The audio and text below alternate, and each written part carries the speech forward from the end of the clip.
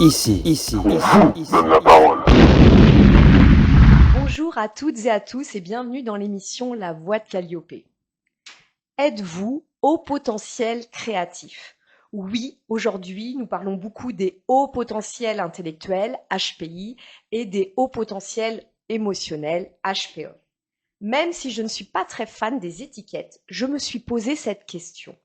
Existe-t-il des hauts potentiels créatifs, des HPC? Quand nous abordons la créativité, nous l'associons souvent à des éclairs d'inspiration, à des idées qui surgissent comme par magie.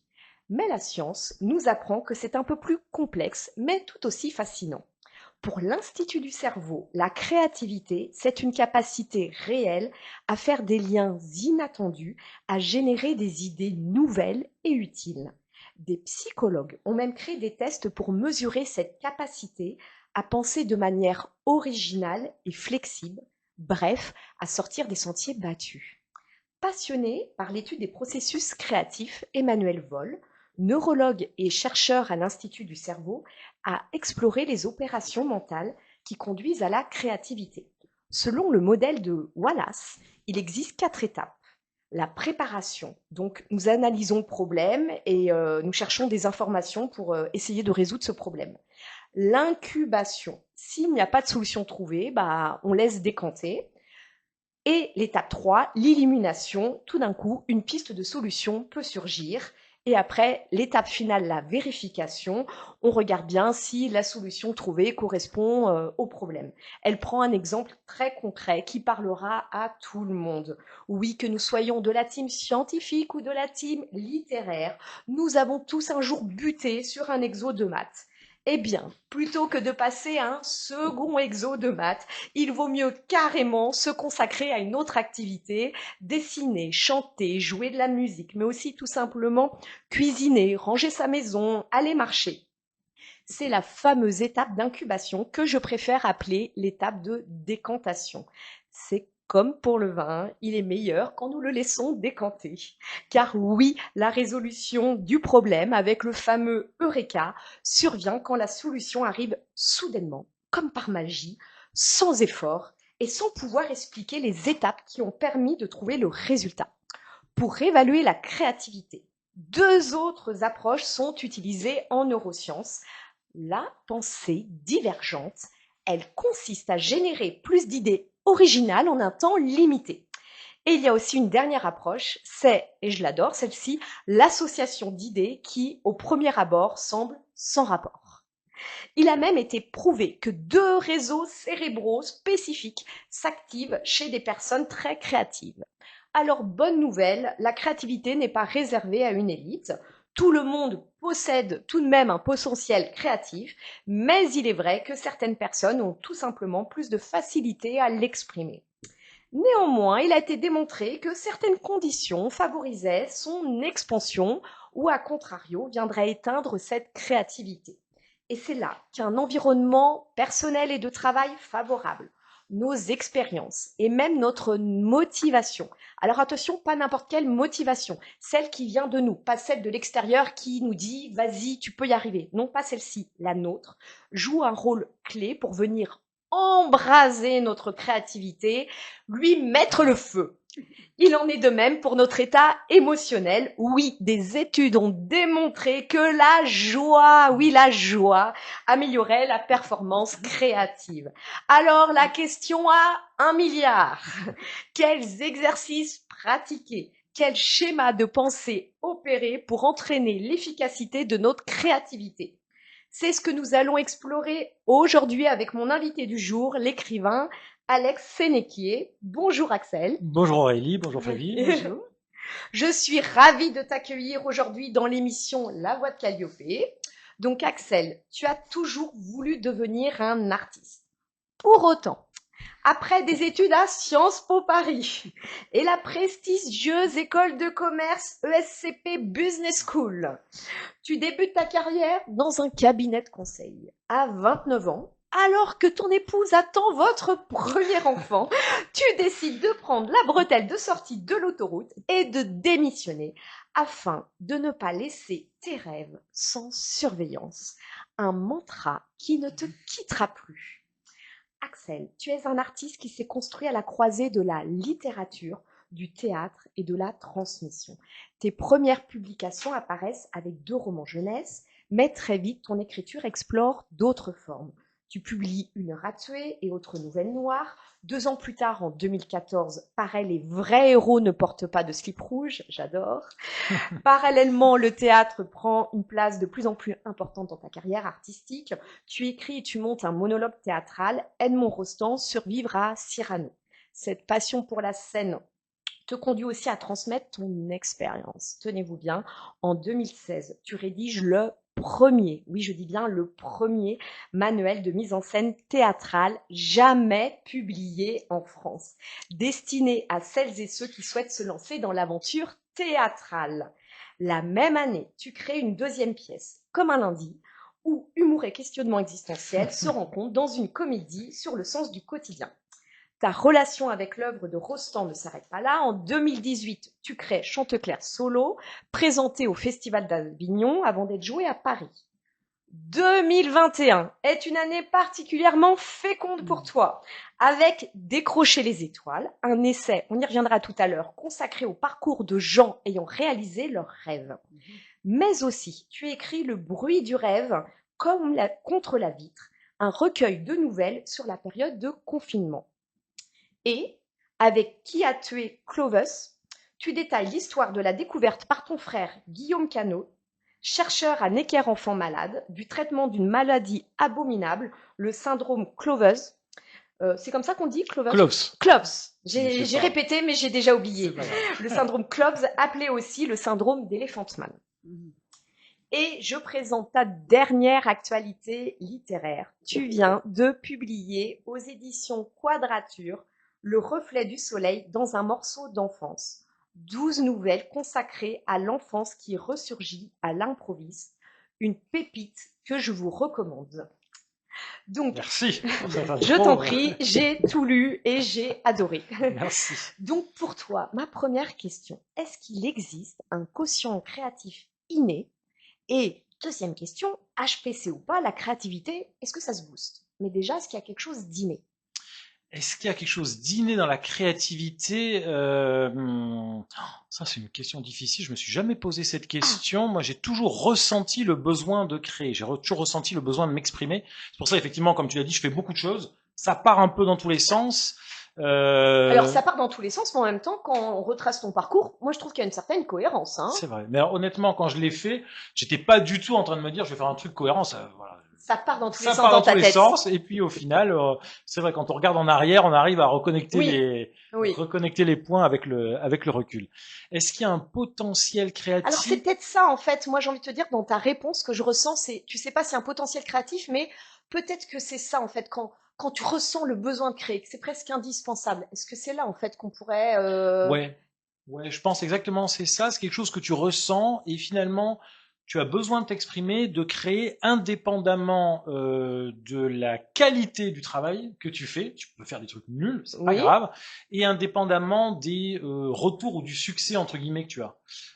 Moi, ça fait des années que je crée, que j'écris. J'ai une chaîne YouTube où je fais On va en parler 50 tout à l'heure. vues par chronique, voilà, depuis Mais on en des reparlera années. tout à l'heure parce qu'elles sont excellentes. Ah, Mais on va en c'est reparler. gentil, mais en tout cas, Ouais. ça marche pas. Et ben malgré tout le monde me dit mais tu fais des chroniques comme ça marche pas.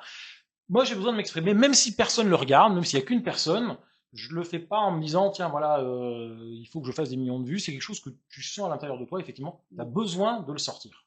Oui, c'est un vrai besoin. Donc Ouais. finalement, même si on a tous besoin évidemment de retours de compliments, finalement, tu le fais avant tout pour toi, parce que toi, c'est ta thérapie, ça te fait du bien. Ouais, il y a vraiment quelque chose comme ça, tu as raison, au niveau de... Je pense un peu avec tous les disciplines artistiques, on dit souvent l'art c'est une forme de thérapie, beaucoup d'art-thérapie, quand tu vas sur scène ça te soigne, quand on parlait de musique avant de commencer l'émission, même chose, la musique, ça te soigne, le fait d'écrire, de sortir des choses, il y a un côté très thérapeutique.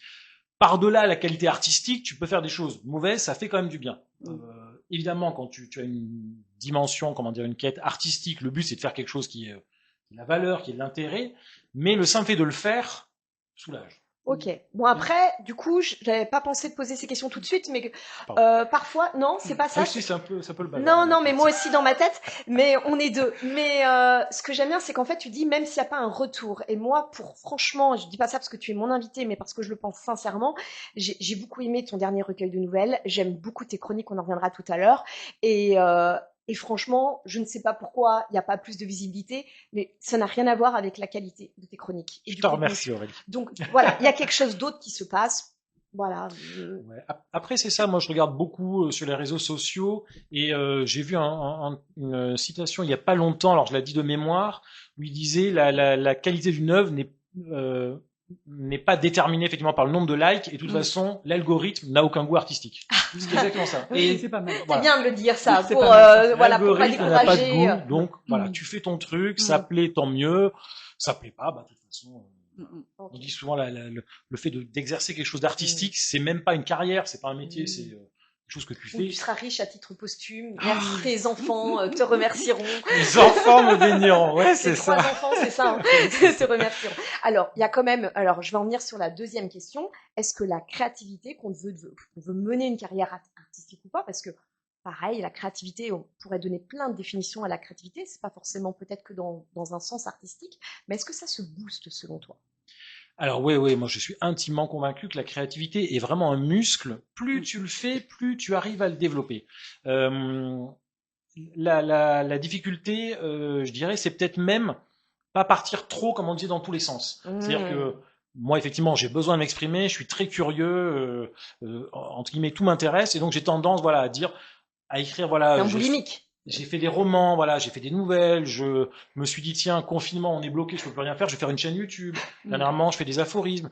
Maintenant, je fais aussi comment dire, du travail un peu artistique sur des photos, que je découpe, des collages comme ça. Ça part vraiment dans tous les sens, et en même temps, tout ça se nourrit. C'est très intéressant, c'est très enrichissant. Alors ça veut dire que tu conseillerais à ceux qui sont comme toi de pas forcément apprendre à canaliser, à compartimenter, de laisser tout ça s'explorer? Alors c'est marrant parce qu'on m'a beaucoup donné ça comme conseil. Je l'ai même donné un peu sur ma chaîne YouTube. En gros, il vaut mieux faire une chose et le faire bien que faire plein de choses mal. Bah oui. C'est vrai. Le problème, c'est que je fais exactement l'inverse. Et c'est probablement pour ça d'ailleurs que ça marche pas très bien, mais c'est pas très grave. Tu vois, j'arrive pas à me dire, voilà, moi ça fait 25 ans que j'écris, comme tu l'as dit, je fais des choses très différentes. Tout le monde me dit, mais Axel, si tu écrivais par exemple que des thrillers, t'aurais sorti 20 thrillers, tu serais le nouveau Maxime Chatham. Si tu écrivais que des comédies romantiques, voilà. Ce que t'écris vraiment très bien, hein, je le dis. Mais vraiment.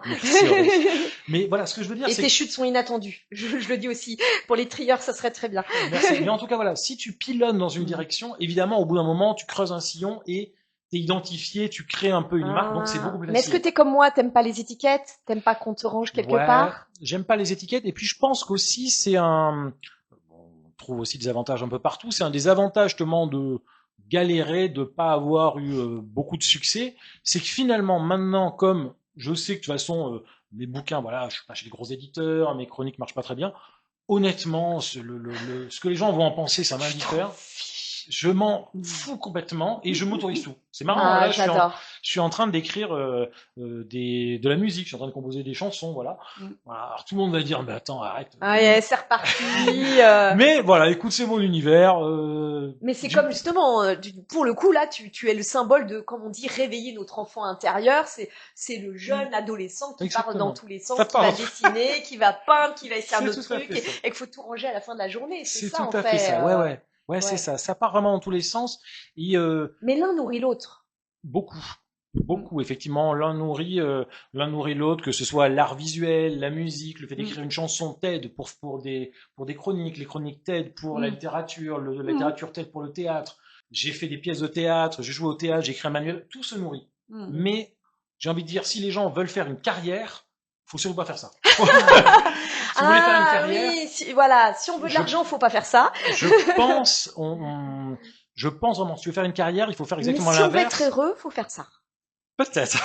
Mais tu vois, il y a beaucoup, par exemple, d'artistes qui travaillent beaucoup dans un domaine et une fois qu'ils ont, entre guillemets, percé, se permettent d'élargir le champ. Par exemple, je pense Gaël Faye qui était rappeur et qui ensuite s'est mis à la littérature. Je pense Guillaume Gallienne qui était à la Comédie Française, qui se met à écrire des livres. Une fois que tu as pilonné, tu peux élargir. Faire tout dans tous les sens dès le début, comme moi, à mon avis, c'est pas une bonne idée. Mais on va dire que tu as une épouse compréhensive qui accepte tes petites folies artistiques. J'ai une épouse qui m'a beaucoup soutenu. Tu l'as dit tout à l'heure quand j'ai démissionné. C'est vrai que j'ai commencé après mon école de commerce dans un cabinet de conseil. Donc normalement, j'aurais dû gagner beaucoup de sous et tout. Et en fait, j'ai tout envoyé balader quand j'avais 29 ans. Et elle a été un très grand soutien, grande aide. Donc maintenant, voilà, elle sait qu'elle m'a épousé pour ça aussi. Bon, on fait avec, quoi. Elle compose avec. Eh bien, on la salue. Voilà, on l'embrasse. On salue son courage. Alors, j'ai une deuxième question. Alors, avec Décrocher les étoiles, tu analyses le parcours, justement, de personnes qui ont réalisé leurs rêves pour en dégager une méthode, car il y a de la créativité pour moi, alors, ce que je disais tout à l'heure au sens artistique, mais tu montres aussi, en fait, que ceux qui réalisent leurs rêves passe par moi, ce que j'appellerais une démarche créative. Sortir, ça te parlera, je pense, Flavie, sortir d'un cadre, transformer une passion en une activité, une œuvre, inventer un projet qui n'existe pas. C'est ce que j'appelle, moi aussi, le processus créatif.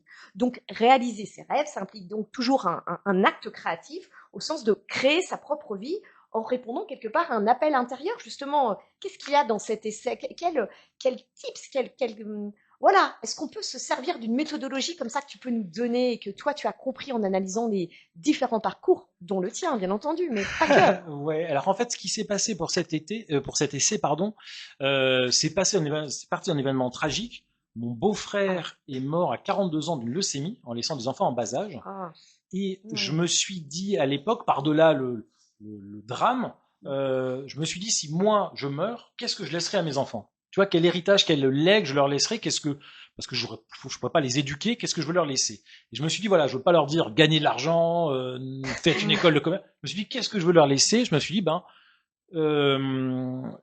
mon message serait vraiment, voilà, réaliser ses rêves. Je suis convaincu, on dit souvent, le monde appartient à ceux qui se lèvent tôt. C'est faux. Je pense que le monde appartient à ceux qui sont heureux de se lever. La seule clé, c'est, est-ce que quand le réveil sonne, tu te dis, ah bah, comme un lundi, c'est le nom de ma pièce, tu vois. Ou est-ce qu'au contraire, tu dis, génial, je vais faire des trucs marrants, je vais écrire, je vais découper des photos, je vais, voilà. Oui, mais même pas dans le domaine artistique, hein. Dans tous les domaines. Je vais m'installer en tant que sophrologue. Exactement. Je vis, quoi. Je vis en quelque sorte. Exactement. Dans tous les domaines. Qu'est-ce qui fait que tu es heureux de te lever le matin? Et c'est, en cherchant ça, d'ailleurs, dans le livre, j'analyse pas uniquement le parcours de gens qui sont artistes. C'est pour ça que je t'interroge là-dessus. Il y a des sportifs, il y a des entrepreneurs, des entrepreneuses, il y a plein de domaines. Et je me suis rendu compte, voilà, ils passent tous par ces 3 étapes qui sont rêver, oser, persévérer. Il y a des gens qui oublient un peu leur rêve en chemin. Se rappellent plus en fait qu'est-ce qu'ils voulaient faire quand ils étaient enfants, voilà. Donc j'ai beaucoup réfléchi pour se reconnecter. Tu parles du fameux enfant intérieur. C'était quoi les posters que tu avais accrochés au-dessus de ton lit? C'est quoi les émissions de télé que tu regardais? En fait, qu'est-ce qui t'animait? Et tu vas finir par le retrouver. Il y a une chose que je trouve assez facile, c'est pas compliqué pour retrouver ton rêve, sur quoi t'accrocher. C'est qu'est-ce que tu fais quand tu as du temps libre? C'est pas compliqué. Comment tu occupes ton temps libre? Qu'est-ce que tu fais le soir, le week-end, quand t'es pas payé? Tu sais que ça te rapportera rien. Et là, c'est pas compliqué. Généralement, voilà, t'as des gens ça peut être artistique, ça peut être sportif, ça peut être rénover des meubles. Cuisiner, je ne sais quoi, peindre. Quand t'as pas de contraintes, quand t'as du temps, qu'est-ce que tu fais?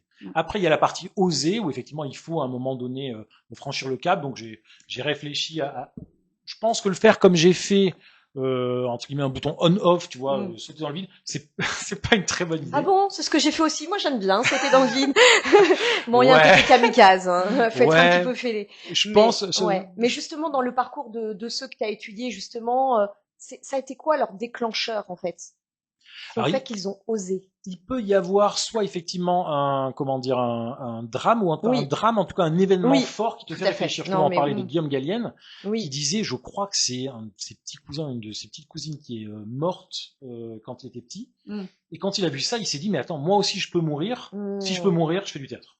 Voilà, c'est pas compliqué. Voilà, je retrouvais l'histoire, mais un truc comme ça. Et alors après, moi je conseille pas de le faire de 0 à 1 d'un seul coup. Tu peux faire des choses progressivement. On a des soirs, on a des week-ends. Tu peux panacher un petit peu ta vie. Petite transition quand même. Exactement. Bah, voilà. Moi, je l'ai fait, mais j'avais 29 ans et puis la moitié d'un enfant. Ma conception. La moitié d'un enfant. Je pense que c'est ma fille qui m'a, qui m'a un peu sauvé justement d'ailleurs sur ça, parce que là, je le raconte en souriant, mais à l'époque, j'étais vraiment mal. C'est-à-dire que j'étais limite en burn-out. J'imagine. J'avais pris 10 kilos, j'avais des caries, je perdais mes cheveux. J'ai essayé de négocier. J'étais vraiment, je transpirais le mal-être. Et j'ai essayé de négocier un départ avec la DRH qui m'a dit, écoute, Axel, tu veux partir, la porte ouverte. Et je l'ai pris au mot. Et c'est marrant, j'ai dit, écoute, très bien, on va faire ça. Je suis parti, donc j'ai démissionné, donc je suis parti vraiment à poil, sans chômage, sans indemnité. Et je disais, ma fille m'a un peu sauvé parce que on venait d'apprendre que ma femme était enceinte. Et je me suis dit, c'est un peu la dernière bretelle d'autoroute. C'est-à-dire que je pense que quand tu as un enfant, tu fais pas n'importe quoi. Tu fais n'importe quoi quand t'as pas encore d'enfant, donc je me suis dit. Quoique, mais. Mais en tout cas, voilà, j'ai pris la dernière bretelle d'autoroute, je suis sorti et je voulais pas en fait que cet enfant déboule sur terre en trouvant un père aigri, amer, qui déteste son job, qui dit comment ça va, comme un lundi. Donc j'ai tout envoyé balader. Et une fois que ma femme m'a dit, elle m'a vu plonger, elle m'a dit, vas-y, démissionne, change, on réfléchira, on verra. Et voilà, et ça s'est fait comme ça. Donc je conseille pas forcément le côté. Mais il y a quand même un déclencheur dans le processus. Et puis alors après, la dernière étape, persévérer. Persévérer, effectivement. C'est pas facile, ça. Ouais, ça c'est très difficile. Une fois que tu sais que tu es sur tes bons rails, tu sais que ça va être long, que ça va être difficile. Donc effectivement, il y a des moyens de s'accrocher, travailler sa persévérance. Après, je dirais, il y a quand même un côté un peu plus facile entre guillemets pour une carrière artistique, dans le sens que justement, c'est à mon avis, c'est pas une carrière. C'est pas un truc, tu vois, quand t'as pas des trucs à franchir, quoi. Exactement. Quand t'écris, t'as pas tes 40 annuités, tu prends pas ta retraite. Enfin voilà. Non mais si tu meurs à 80 ans, parce qu'à 80 ans t'écris, quoi. On a tous vu, voilà, Johnny sur scène un an avant sa mort. Enfin, les artistes, c'est pas vraiment un métier, voilà. C'est pas t'es dans une autre dimension. T'as plus les mêmes codes, les mêmes normes, les mêmes contraintes. Voilà. C'est vraiment plus une vocation entre guillemets, une vie. Donc pour le côté artistique, voilà. Et après, effectivement, il faut Brel, l'inaccessible étoile, tu t'accroches et puis voilà, tu réfléchis pas. Mais alors justement, qu'est-ce qui fait qu'il y a des gens qui arrivent à persévérer et d'autres pas? C'est vraiment l'amour de ce que tu fais finalement? C'est comme ça, dans ce que t'as pu, dans ce qu'on retrouve en fait, dans Décrocher les étoiles? Ouais, je pense effectivement la clé, c'est vraiment d'avoir entre guillemets un moteur intérieur. C'est-à-dire si tu le fais pour les likes, pour la reconnaissance, pour le côté on a célébrité. tous envie un petit peu de ça, un petit peu quand même. Bien sûr, t'es d'accord, on va essayer de pas se mentir. Bien sûr, t'as toujours un peu d'ego, voilà. Qui nous fait du bien en plus. Moi, je préférerais évidemment avoir un gros prix littéraire. Oui. Voilà, évidemment, mais comme tout le monde. Mais ce n'est pas ton moteur premier. C'est pas le moteur premier et ça peut pas être le principal. Sinon, évidemment, tu t'arrêtes très tôt en route. Tu t'arrêtes très tôt. Tu t'arrêtes très tôt. Exactement. Il y a quelque chose en toi. Voilà. Si c'est en toi, voilà. D'ailleurs, ça permet un petit peu de voir où l'on est, parce que c'est pas grave en fait de se rendre compte à un moment donné que c'est pas fait pour nous. Ça permet de voir en fait finalement ceux qui arrivent, c'est ceux pour qui ils ont senti que c'était vraiment leur voie et que malgré tous les défis, toutes les épreuves, c'est encore là debout. C'est pour reboucler avec ce que tu disais tout à l'heure quand pour chercher qu'est-ce qui te fait rêver, cherche ce que tu fais quand tu as du temps libre. Si ton truc c'est de cuisiner, voilà, tu aimes cuisiner, tu te dis pas ah oui mais les gens aiment pas ce que je cuisine. T'aimes cuisiner, tu t'accroches, puis au bout d'un moment, ça finira par être bon, voilà. Tu es pas dans la même logique. Alors, t'as même pas logique. Dit comme ça, évidemment, c'est très logique. Dans les faits, beaucoup moins, c'est pas facile, c'est mais difficile parce que souvent en plus, comme tous les artistes, t'es très entre guillemets cyclotimique, tu montes très haut quand on t'annonce que t'es publié, t'es euphorique, et puis ensuite, tu fais une petite déprime de plusieurs mois. Mais ça fait partie de ça fait partie de la vie, en tout cas, voilà, artistique. Ok. Alors, sur ta chaîne YouTube que tu as créée, nous allons y revenir tout à l'heure, tu consacres une de tes chroniques à comment muscler ta concentration en tant qu'artiste. Aujourd'hui, justement, Axel, je vais te proposer un temps. Un temps pour respirer, se recentrer et se reconnecter à soi avec des conseils et exercices simples à vivre ici et à emporter avec soi. Voici la chronique Instant Sophro avec Flavie. Donc, formée au coaching, à l'hypnose, à la préparation mentale, à la PNL, aujourd'hui sophrologue et psychopédagogue. Flavie, pour cette chronique, tu vas nous guider dans un exercice pour renforcer cette concentration afin d'être pleinement présent dans nos choix et dans nos actions. On t'écoute, Flavie. Merci Aurélie. Alors justement, je voulais vous présenter rapidement ce que je fais pour l'accompagnement méditation-concentration en tant que sophrologue et psychopédagogue. Donc je propose des méditations guidées par ma voix. Et elles peuvent se faire assises ou debout. Et c'est vraiment ce qui est intéressant, c'est qu'à chaque fois, on part du corps. C'est-à-dire qu'on est vraiment dans nos points d'ancrage, dans notre contact avec la respiration. Et puis, petit à petit, on accueille aussi, donc quand je guide évidemment, le relâchement musculaire du corps. Et évidemment, lorsque le corps se relâche, on peut apercevoir nos sensations corporelles. On se connecte à elles. Ça, c'est vraiment le fait de se dire, c'est le corps qui nous permet d'apaiser le mental. Et le deuxième point important, c'est qu'à chaque fois, lorsqu'on fait une méditation guidée, il y a une intention. C'est-à-dire qu'en fait, on peut avoir un projet d'accompagnement. Par exemple, la personne vient se dire, j'ai envie de prendre du recul sur ce que je vis. Mais lors de la séance, suivant ce qu'elle dit, suivant son besoin, eh bien, on va vivre une expérience qui va durer entre 10 à 25 minutes. Mais la méditation, c'est ça que ça permet. Et par exemple, je pense à un exemple, se dire, tiens, aujourd'hui, on va travailler sur les 5 sens. Une méditation en lien avec tous nos sens. Donc vraiment, on se connecte à soi. Et évidemment, quand on se connecte à son corps, on se connecte à son esprit. Donc à tout ce qu'on vient de dire aussi tout à l'heure, avec son intuition et tout ce qui est bon pour nous en quelque sorte. Donc les thèmes qu'on peut voir ensemble, en fait, lorsqu'on fait de la méditation concentration, ça peut être les choses classiques dans le sens, ça peut être en lien avec des problèmes d'apprentissage, des problèmes de mémorisation pour des enfants ou des adultes en reconversion. Ça peut être aussi de la préparation mentale, quand on prépare un concours, par exemple. Et puis les choses classiques, la gestion du stress, la gestion des émotions, la gestion de la douleur, aussi bien psychique que corporelle. Et enfin, évidemment, on en avait parlé une autre chronique, la gestion, enfin, développer sa confiance en soi. Qu'on soit enfant, adulte, ça sert à tout le monde. Et puis ça peut être par rapport à un événement précis qu'on a besoin de la développer. Et donc la méditation guidée, ce qui est vraiment important, c'est qu'on va relâcher le corps et on va être dans un état sophroliminal, on appelle ça, c'est entre la veille et le sommeil, c'est-à-dire qu'on est dans un état modifié de conscience.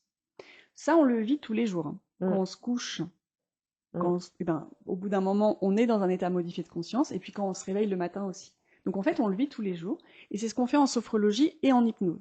Et c'est ça qui nous permet, nous en tant que sophrologues, c'est qu'on va amener des choses positives. Nous, en sophrologie, on parle de conscience, mais c'est l'inconscient. Donc on va parler de mots positifs, on va donner une intention positive pour que la personne se sente plus détendue, plus relâchée, et puis qu'elle retrouve justement ses ressources. Et puis, voilà. Et donc, ce que j'aime bien en sophrologie, c'est qu'il y a vraiment, comme je vous dis, il y a la méditation assise. Ça, c'est assez classique. On peut le faire des fois quand on est dans un train et puis on regarde un paysage. Donc là, on part un petit peu. Et puis, il y a quelque chose de spécifique avec la sophrologie, c'est vraiment la méditation en mouvement. Et là, c'est vraiment en lien, on appelle ça la relaxation dynamique. Il s'est inspiré, le fondateur, du yoga, du zen, du bouddhisme tibétain. Et c'est vraiment, soit on se focalise sur le corps, soit sur l'esprit. Et là, je vais vous faire un petit exercice après sur justement, au début, on va se focaliser sur un objet que je vous ai proposé ici. Puis après, laisser venir un objet mental. Vraiment apprendre une petite technique de 2 minutes. Et puis aussi, par exemple, on peut se focaliser se concentrer sur nos valeurs. Valeurs existentielles, valeurs personnelles. Là, par exemple, on propose souvent un protocole que j'aime beaucoup, qui s'appelle la rencontre avec le vieux sage. Ce qui nous permet, en fait, en quelque sorte, de retrouver notre intuition, parce qu'on va poser une question, lorsqu'on est en état modifié de conscience, on va poser une question à ce vieux sage qui arrive, et voir ce qui arrive. Ok, d'accord. Et maintenant, si vous le voulez bien, eh bien, je voulais vous proposer un petit exercice de 2 minutes. On a hâte. Je vous explique un petit peu. Enfin, moi oui, toi je ne sais pas. Je vous explique rapidement. Donc, ce que je vais vous proposer, c'est que on va observer un objet devant nous. Je vous ai proposé un petit objet, vous allez le fixer. Et puis, quand vous serez prêt, on va fermer les yeux. Donc, évidemment, je vais vous guider pendant toute la séance. Et puis là, vous allez laisser venir un objet mental. Donc, ça peut être un objet neutre, qui est assez petit, et qui sera comme à 1 mètre de vous. quand vous serez les yeux fermés. Et vous allez juste vous entraîner à l'observer. L'observer tel qu'il est pendant quelques instants. Et puis, voilà, je vais vous guider en vous parlant aussi de la détente corporelle, etc. Ok, donc je vais montrer les petits objets. Moi, j'ai Maître Bouddha. C'est ça, exactement. C'est des objets de mon cabinet. Ok. Donc moi, j'ai mon petit mug. Voilà. Et puis toi, Axel, je t'ai mis un petit sablier. Voilà. Pour le timing, si on veut. Parfait. Alors, je vais vous inviter à vous mettre les pieds au sol, bien au sol, si c'est possible pour vous. Et puis, tout simplement, à observer l'objet qui est devant vous, le fixer, en étant là, sans attendre, sans jugement. Juste pendant quelques instants, vous autorisez à vous concentrer sur cet objet. Et puis, tranquillement, à votre rythme, quand ce sera le bon moment pour vous, je vais vous inviter à fermer les yeux pour passer d'un regard extérieur à un regard intérieur. Puis en fermant les yeux, tout de suite, vous invitez à observer vos pieds au sol et percevoir. Percevoir aussi vos fessiers sur la chaise. Et puis percevoir peut-être vos mains posées sur la table ou sur vos cuisses. Et être en contact avec votre respiration, l'accueillir telle qu'elle est maintenant. Peut-être au niveau du thorax ou au niveau du ventre. L'accueillir telle qu'elle est, avec tous les possibles de l'instant présent. Et en étant dans cette détente, dans cet accueil de votre corps, petit à petit percevoir que votre corps se pose sur la chaise, se dépose. Et avec votre respiration naturelle, votre corps se relâche naturellement, petit à petit, pas à pas. Et là, je vais demander à votre conscience de laisser venir une image d'un objet mental, un objet connu ou inconnu, mais un objet neutre, qui est proche de vous, à 1 mètre de vos yeux fermés. Et puis tout simplement, cet objet, l'accueillir en toute simplicité, l'observer tel qu'il est. Observer sa forme, observer sa couleur, observer ses contours. Vous êtes là, à observer avec peut-être un regard rempli de curiosité.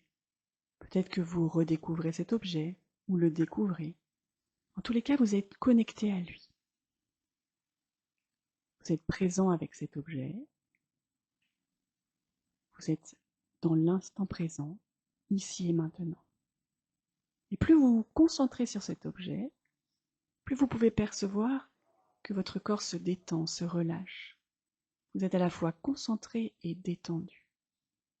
Et en étant dans cette posture d'accueil, votre corps est de plus en plus relâché. Peut-être que vos épaules sont plus lourdes. En tous les cas, vous êtes vraiment dans l'accueil complet de tout ce qui se vit en vous. Et je vais vous inviter justement à observer cela. Observez vos sensations corporelles. Observez peut-être que votre corps est plus lourd ou plus léger. Observez tout ce qui peut apparaître, des picotements. Et vraiment être connecté à votre corps et à votre esprit. Et puis quand ça sera le bon moment pour vous, tout tranquillement, toujours les yeux fermés, vous allez commencer à rebouger les pieds tout doucement pour remettre de l'énergie dans votre corps, rebouger le bas de votre corps et remonter l'énergie jusqu'en haut, jusqu'à votre visage. Tout votre corps se remet en énergie et vous allez pouvoir ouvrir les yeux et observer le monde avec un nouveau regard sur vous, sur les autres et sur le monde qui vous entoure. Merci. Merci à vous pour votre participation. Alors, ça va? Oui. Est-ce que tu veux savoir quel objet? Pourquoi pas, si tu veux. Bon. Alors moi, c'était une table de chevet avec un tiroir qui était ouvert. D'accord. Voilà. Je ne sais pas ce que ça veut dire ou pas, mais je trouvais ça intéressant. C'est intéressant. Tu as senti à la fois la concentration, à la fois le relâchement un petit peu? Oui, oui. Alors c'est vrai qu'on est dans des conditions un petit peu particulières. Tout à fait, c'est en direct. Voilà, donc ça implique d'être encore plus concentré. Mais voilà, j'étais surprise d'avoir cette image-là. Merci. Ouais. Moi, j'ai vu mon ordinateur portable, D'accord. avec lequel voilà, je passe beaucoup de temps, et c'était, ouais, effectivement, c'était agréable, Mhm. reposant. Moi, juste une question, j'étais perturbé parce que le sablier bougeait, tu Oui, vois. Alors vous étiez sur un objet Ah oui. oui, tu t'es immobile. posé la question pourquoi le mouvement. Enfin, Ouais, ok. c'était à la fois, enfin, c'était pas désagréable, c'était un peu Mm, hypnotique, mm. mais je me suis dit, Ok. vous regardez un objet fixe alors que le Oui, mien bouge. Est-ce tout qu'il y à a une fait. raison particulière ou pas? Non, pas du tout. C'était une D'accord. proposition d'objet, c'est vrai. Mais c'est vrai que Ok. je l'ai mis en mouvement, donc c'est vrai que C'est ça peut-être un effet impliquait miroir avec toi qui est toujours en mouvement. Tu vois, c'est peut-être. comme un Mais sablier. c'était pas désagréable. Il y a un Ah, côté un peu ce que hypnotique à j'allais dire voir quand ce truc même. qui Oui, C'est coule, ça, oui, quoi. c'est ça. exactement. Ouais, ça fait C'est un Exactement. t'endormir. moyen. Réveille-toi, wake up. Ouais. Non, mais c'est ça. Donc Ouais. c'était pas désagréable. Super, bah merci en tous les cas. Mm. Et puis maintenant, je voulais juste vous parler de 3 choses que j'ai expérimentées. En tous Oui, les cas, on t'écoute. je connais Fabrice Midal, qui a créé une école de méditation Mhm. qui s'appelle Réseau, donc ça s'écrit R-E-S-O, et il propose des ateliers découvertes gratuits, donc c'est pour ça que je vous en parle. Ça peut être fait en ligne pour nos amis en province, ou ça peut être fait évidemment dans le 20e à Paris. On réserve ça tout simplement sur leur site internet. Et c'est vraiment quelque chose de très positif. Je pensais à ce que vous avez dit tout à l'heure, mais un des livres préférés de Fabrice Midal, qui parle de comment lâcher prise, le titre du livre, c'est Foutez-vous la paix et Oui, commencez à vivre. oui, tout Donc, à il y a fait. vraiment quelque chose, je Oui, suis vraiment très proche de sa méditation guidée, qui m'en oui. inspire beaucoup. Pendant ma formation, on a vraiment été voilà, en rapport avec lui par rapport à toutes les lectures qu'on a eues de lui. Et c'est vraiment intéressant. Mhm. D'accord. Ouais. Foutez-vous la paix. Ok. C'est Ouais, non, mais c'est intéressant. ça. Ça rejoint un Ouais. petit peu aussi ce que tu disais tout à l'heure. C'est ça. Ouais, ouais, Ok. ouais. Et puis, il y a quelque chose que je vais tester. Vous savez, des fois, il faut savoir être patient, parce qu'on a Mhm. envie de faire des choses tout de suite. Mhm. Souvent, je dis à mes clients, en fait, qu'au Royaume-Uni, on conseille à des personnes un petit peu tristes ou déprimées d'aller dans les musées gratuits et de se poser devant un tableau pour méditer en quelque sorte. Et je me suis dit, Ah. mais est-ce que ça existe à Paris? Donc, Ouais. je sais que ça, enfin voilà, je me suis posé la question. Oui, ça existe. J'ai Oui. pas vérifié en province, mais je pense que ça existe. Donc, par exemple, c'est au musée d'art moderne de Paris, Mhm. le midi ou le soir, certains mardis ou jeudis, il y a la possibilité d'aller méditer. Donc là, je vous le dirai plus tard sur une autre chronique. Je pourrais vous faire un petit résumé. Ouais. Mais en tous les cas, voilà, Petit retour un d'expérience. petit retour d'expérience pour voir ce Ah, que donc il y a ça fait. vraiment des créneaux qui sont réservés à ça, en fait. Exactement. Ah, super. Ouais. Donc voilà, je vais Il me découvrir semble en plus au musée d'art une moderne. œuvre Oui. en lien avec, et puis je serai aussi guidée par quelqu'un. Ah oui, parce que j'allais dire, on peut aller tout seul Exactement, aussi au on peut y aller musée seul. et aller comme ça, se poser et méditer. Exactement. Sauf que là, tu es accompagné et guidé. C'est Exactement. intéressant, D'accord. ça. Donc Ouais. j'imagine qu'on pourra être en groupe Ouais, et oui. on sera devant un tableau. Donc ce sera vraiment être avec ses sens, comme je Ok. disais tout à l'heure, être Oui. vraiment dans ces expériences Oui. sensorielles Oui. à découvrir. Oui, très bien. Mais en tout cas, c'est aussi une bonne idée, si ça n'existe pas, d'aller contempler une œuvre dans un musée. C'est aussi ce Exactement. que je retiens. Voilà. Exactement. Oui. Et puis, ce que j'ai vraiment expérimenté, je l'ai fait 2 fois, c'est le Qigong. Je sais pas si vous connaissez Alors, de nom. de nom. Ouais, Vous si, savez, j'ai c'est... expérimenté une fois. Pas du T'as expérimenté une fois? Non. Jamais testé. Jamais. Donc, on voit des fois dans les parcs des Oui. personnes qui bougent et c'est vraiment des mouvements lents. Ah, ouais. Vous voyez? Et Ça c'est en chimie fait... très bien. c'est ça. Et c'est vrai. Alors, je pourrais faire, donc, pour la blague, mais je suis tombée sur un atelier de 3 heures. Je suis restée 3 heures debout. Bravo. On a fait, par exemple, le cerf et le lion. Oui. Là, j'ai envie de vous dire, quand on fait le cerf, on sent tous les muscles aussi qui bougent. Oui, oui. Et en fait, il y a, évidemment, là, je rigole, mais il y a un mouvement qu'on fait avec le corps, mais c'est aussi un mouvement, en quelque sorte, psychologique. C'est-à-dire, on travaille avec les organes, on travaille avec l'énergie corporelle, parce que c'est en lien avec la médecine chinoise, pardon. Et c'est vraiment poétique, c'est tout ce que j'aime. C'est poétique, c'est philosophique. Et c'est comment se faire du bien, aussi bien physiquement que mentalement. Ok, très bien. Voilà pour la Ben, chronique. écoute, merci beaucoup Flavie pour ce moment, d'avoir pris ce temps pour nous montrer aussi comment nous pouvions affiner notre concentration. Et on peut retrouver tous tes accompagnements auprès des particuliers ou entreprises sur ton site casquettesofro.fr. Tout à fait, merci. Merci Flavie. Alors, Axel, aujourd'hui, ton travail, je disais tout à l'heure, ne se limite pas au livre et à la scène. La transmission a une place centrale dans ta vie. Tu partages généreusement tes réflexions et tes conseils pour écrire, trouver un éditeur, se faire connaître. Donc, sur ta chaîne YouTube, tous écrivains, tous écrivaines. Donc, avec des thèmes, moi, je trouve plus passionnants les uns que les autres. Faut-il sortir de l'errance artistique? Comment gérer le blues post-artistique? Comment prendre soin de sa santé mentale? que faire de sa peur, compagne éternelle de l'artiste, comment rendre l'invisible visible. Bref, pour moi, je te l'ai déjà dit, hors émission, tu es le médecin des artistes. Merci. Et tes chroniques devaient être remboursées par la sécurité sociale, à bon entendeur. Donc, quel était ton objectif? Tu en as un petit peu parlé tout à l'heure. Quel était ton objectif de départ quand tu as créé cette chaîne? Mon objectif, c'est tout simplement, pendant le premier confinement, m'occuper. Parce que d'un seul coup, tout s'est arrêté. Ouais. Et comme je le disais en début d'émission, moi je ressens beaucoup j'ai le besoin de m'exprimer. Et donc j'étais bloqué et il se passait plein de choses. Je ne sais pas si vous vous rappelez de 2020. Les animaux envahissaient les rues, il y avait plus de bruit. C'est vrai, oui. Non, mais c'est vrai, on oublie, mais on se mettait à faire des apéros en Zoom, on faisait le sport à la maison. Enfin, c'était non mais c'était quand même une époque étrange. Et il se passait tellement de choses que je me suis dit tiens, j'avais une petite chaîne YouTube déjà à l'époque où je mettais les bandes annonces pour les pièces de théâtre, tout ça. Et j'ai commencé à faire cette chronique une fois par semaine, puis deux. Au début vraiment sur le thème du confinement, et puis ensuite j'ai élargi un peu les thèmes, et rapidement il y a un côté un peu magique avec l'écriture où finalement tu creuses et je suis tombé évidemment, maintenant 90% des thèmes c'est autour de la créativité, l'écriture, l'art, voilà. Et donc finalement voilà, aujourd'hui la chaîne est consacrée exclusivement à ça. Donc je continue de partager 1 à 2 fois par semaine, et c'est au début une petite pastille d'humeur, ça dure entre 3 et 5 minutes. Ouais, j'adore parce que c'est des formats très courts, hein, donc franchement il n'y a pas d'excuse. Merci. C'est vrai. C'est sympa. Moi, je dis 5 minutes tous les soirs avant de se coucher, ça fait du bien. Merci. Et c'est vrai que j'essaye de partager vraiment des choses. Je sais pas comment dire. Il y a beaucoup de partages sur YouTube. On va dire voilà comment créer un personnage, qui sont très bien. Mais moi, c'est pas du tout ce que je fais. Moi, c'est vraiment dans ta vie d'artiste. Voilà, tu parlais du blues, de la déprime, tu parlais de la peur, tu parlais de la concentration. C'est ce genre de sujet, où je partage vraiment mon expérience, avec Alors justement, tu vois, quels conseils fondamentaux, parce qu'il y en a plein. Vraiment, je vous encourage à aller voir, hein, pour ceux en tout cas qui veulent écrire, et puis peut-être pour d'autres, parce que je pense qu'il y a quand même des thèmes récurrents qu'on a envie de se lancer.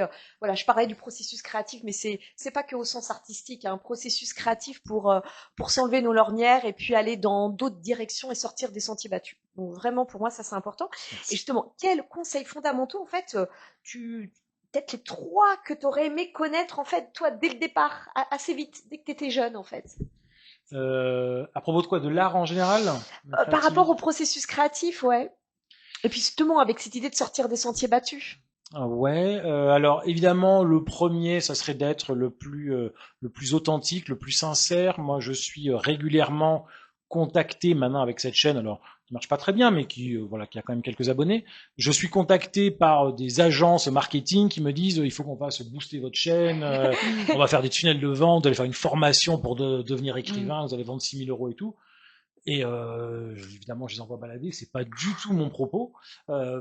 Voilà, moi je pense que quand t'es artiste, le but c'est vraiment de faire quelque chose entre guillemets qui te ressemble, de très authentique. Premier grand conseil. Je veux pas faire, je donne souvent ça, ce conseil, si jamais ce que tu crées artistiquement peut être fait par quelqu'un d'autre, retourne travailler. Voilà.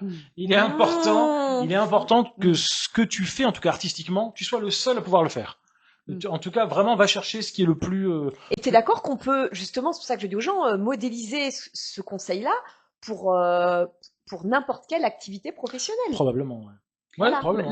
Mon accompagnement, tu vois, je me dis, en fait, il est fait de tout ce que j'ai appris, toutes mes formations, toutes mes expériences. Donc, en fait, il est unique dans le sens où, tu vois, quand j'ai des intuitions, des fois, je dis quelque chose à une cliente, et j'y avais pas pensé depuis je sais pas combien de temps. Mais j'ai lu un truc une fois et je dis ah mais en fait c'est ça dont vous avez besoin. C'est la phrase qui va lui faire du bien. Donc, tu vois, c'est comme si c'est parce que moi je me sens aussi créative dans ce sens-là, dans le sens où tu te dis tout ce que tu as appris, tu l'as digéré. Moi c'est un peu comme ça. Et à un moment tu le ressors mais tu sais pas pourquoi. Tu sais même pas où ça sort. C'est pour ça aussi qu'il y en a aussi qui inventent des objets ou autre chose. Tu vois, c'est pour ça que je dis le processus créatif qu'on peut élargir à bien plus que des artistes. Donc voilà, faire quelque chose qui te ressemble en tout cas. Exactement, vraiment quelque chose qui soit personnel et se dire voilà, si je suis pas là pour essayer de dupliquer ou copier des choses déjà faites, en tout cas vraiment artistiquement. La créativité. Et du coup effectivement, C'est pas simple, hein? Non, c'est pas simple. Voilà, il faut aller Parce qu'au chercher départ, ce qui on va te un fait petit peu peur, ce qui te fait dupliquer, un honte. petit peu, Un petit peu, évidemment. on est tous inspirés les uns des autres, c'est normal, Bien on est sûr. d'accord. Au début, tu avales, tu digères, tu Ouais. écris comme voilà, Ouais. tu prends un peu de Rostand, tu prends un Ouais. peu de Pagnol, tu écris. Moi, j'aime beaucoup dans les Ouais. chansons Fais un petit mélange avec Zaz, Oshi, voilà. Et puis ensuite, après, tu te fais ton propre Ouais. truc. Donc ça, c'est le premier conseil. Est-ce que Voilà. tu en aurais Premier conseil. Après, deuxième conseil, si vous voulez vous lancer dans quelque chose d'artistique, moi, je dirais tout simplement, au début, il faut se planquer. Moi, je vous conseillerais de vous cacher. Parce que on a beaucoup. Cachez-vous tous. Ouais, cachez-vous tous. Moi, Sénéquier, c'est pas mon vrai nom, c'est un pseudo. Au début, j'ai pris voilà pour, j'en parlais à personne. Vous créez une chaîne YouTube, vous créez un compte Instagram, n'importe quoi, vous envoyez à des éditeurs sans en parler à personne, parce que c'est à mon avis le seul moyen de se libérer totalement de oh là là, si j'écris ça, ma femme qu'est-ce qu'elle va dire, mes enfants qu'est-ce qu'ils vont penser, mes parents, mes amis. Tu te planques, tu fais un truc voilà, personne sait que voilà et, que tu crées, et au bout d'un moment, toi tu vas t'habituer et tu vas dire bah voilà au fait tiens je fais ça. Et est-ce que tu es d'accord? Ça me parle beaucoup parce que moi c'est ce que j'ai créé avec le concept La Voix de Calliope. Ça m'a permis de franchir le pas. J'aurais pas pu avec déjà mon prénom et mon nom que je trouvais complètement insignifiant aussi. Et est-ce que ça permet, alors sans être après interné en HP, mais un espèce d'état un peu dissociatif, on arrive un petit peu à laisser davantage exprimer la partie plus artistique, justement, Ouais. à dézoomer du regard extérieur. Ouais, totalement. Ouais, je l'avais pas vu comme ça. En tout cas, moi, je suis convaincu quand tu crées pour faire quelque chose de vraiment intéressant, et je dis créer que ce soit sur l'écriture, mais aussi sur la peinture, quel que soit le domaine, voilà. Oui. Cachez-vous. Il faut, voilà, cachez-vous, et ensuite, peut-être dernière chose, allez chercher vraiment. On disait par rapport à ce qui est le plus authentique. Cherchez ce qui vous fait peur, ce qui vous fait honte, ce qui vous gêne, voilà. Mais ça, on en a plein, ça, la liste est interminable. Mais là, c'est justement, c'est là où c'est intéressant, tu vois. Parce que quand tu vas chercher des choses qui sont, voilà, vraiment qui te font peur, qui te font honte, tu mets la lumière dessus et tu te rends compte qu'en fait, c'est un peu comme les monstres qui étaient sous ton lit, tu vois, quand t'as des peurs. T'es enfant, t'as des trucs qui te font peur, ça te terrorise, et ben, le fait de le créer, de l'utiliser, d'en faire une matière artistique, tu mets la lumière sous le lit et tu te rends compte qu'en fait, bah, ça fait pchit, ça fait pchit. Ouais. Toi, tu vis beaucoup mieux, et en plus, tu aides d'autres personnes à le faire. Il y a moi, toutes les œuvres qui vraiment m'ont aidé, m'ont marqué à chaque fois, c'est ça. C'est quelqu'un qui va vraiment chercher l'authenticité, tu vois. C'est Rostand avec Chantecler quand il explique sa peur de la création artistique. C'est exactement ça. C'est parce qu'il y a une part de soi qu'on dévoile, mais peut-être la vraie justement. Tu es d'accord qu'il y a cette mise à nu de on porte tous des masques. Évidemment. Et donc là, quand il y a cette partie que d'autres diraient ah c'est sympa, ce petit côté artistique et créatif qu'il a, mais en fait c'est pas cet aspect, c'est ce que tu es. Non exactement. Et c'est vraiment pour le coup là, tu te mets vraiment à nu. C'est pour ça qu'il y a plein de peurs. Et c'est pour ça. Alors après, tu peux avoir des gens qui dès le début sont très authentiques, qui arrivent vraiment à mettre leur truc bien ancrés, qui sont. Moi, je conseillerais, si vous voulez vous lancer, planquez-vous. Tu te planques, tu prends un pseudo, tu n'en parles à personne. Tu n'en parles à personne, ouais. Et puis, parce qu'il y a des gens en plus qui vont peut-être te décourager, surtout dans le milieu artistique. Tu auras des retours, ce genre de choses. Et puis, une fois que c'est sorti, voilà, par exemple, je sais pas, tu écris, puis un jour tu trouves un éditeur, tu le sors. Une fois que c'est sorti, tu peux en parler à tout le monde. Ouais, même peut-être avant, tu vas commencer à en parler. On va dire, mais t'as écrit ça, c'est fou et tout. C'est trop tard. Oui, c'est trop tard, c'est parti dans la nature. Donc maintenant, eh ben, il va falloir l'assumer. Et puis justement, tu disais aussi, tu rajoutais dans une de tes chroniques que justement, dans nos têtes, alors, je sais plus si je l'ai pas noté, mais dans notre tête, ça ressemblait au château de Fontainebleau. Quand ça débarquait, c'était un pauvre Adgeco au fond d'un jardin. Ouais, c'est ça. Mais ça, c'est aussi le drame de l'artiste dans ta tête. Oui, c'est merveilleux, c'est magique, c'est extraordinaire. Et quand tu le fais finalement, c'est vrai que c'est tout petit, mais en même temps, l'Adgeco au fond du jardin, il y a que toi qui peux le sortir. Donc il faut. Ouais, et puis tu l'as fait cet Adgeco au fond du jardin. Tout le monde ne fait pas un Adgeco au fond d'un jardin. Voilà. C'est ça que tu voulais dire derrière. Exactement. Au moins, il a été construit, il a été créé. Puis, attends, on parle d'un Adgeco, mais la belle petite cabane dans les arbres qu'on faisait quand on était enfant. Exactement. Ça, c'est un bel Adgeco. Exactement, ouais. Ouais, donc il y a ça aussi. Hein, donc ouais, moi je dirais ça, voilà. Se cacher, puis du coup pour aller chercher les choses les plus ce qui te fait peur, ce qui te fait honte. Si jamais voilà tu devais révéler quelque chose que t'as jamais dit, jamais montré à personne, ce serait quoi? Et là pour le coup tu vas faire des choses intéressantes. Ah. D'ailleurs, j'avais consacré, je vais pas faire que de la pub, mais une chronique à si, ça on qui est là pour s'appelle ça. Qu'est-ce que tu caches dans ta vie secrète? Je sais plus quel artiste, je me demande si c'est pas Pessoa qui a écrit ça, qui a dit on a tous trois vies, une vie publique, une vie privée, une vie secrète. Et ce qui est intéressant, c'est d'aller chercher ça. Qu'est-ce qu'on cache dans notre vie secrète, dans notre vie vraiment intime? C'est quoi les monstres qu'on avait sous le lit? C'est ça qu'il faut aller chercher. C'est ça qui est le plus effrayant et qui en même temps, quand les gens le voient, se disent je suis pas seul, ça va. Moi aussi, j'ai ces peurs, j'ai ces phobies, j'ai ces tocs, j'ai ces obsessions. Je suis pas seul. C'est à ça que sert l'art. Moi, j'en suis persuadé. C'est-à-dire à autoriser, à montrer aux autres que en fait, on a tous des peurs, c'est ça? Ouais, aller justement travailler sur un peu cette humanité commune, quoi.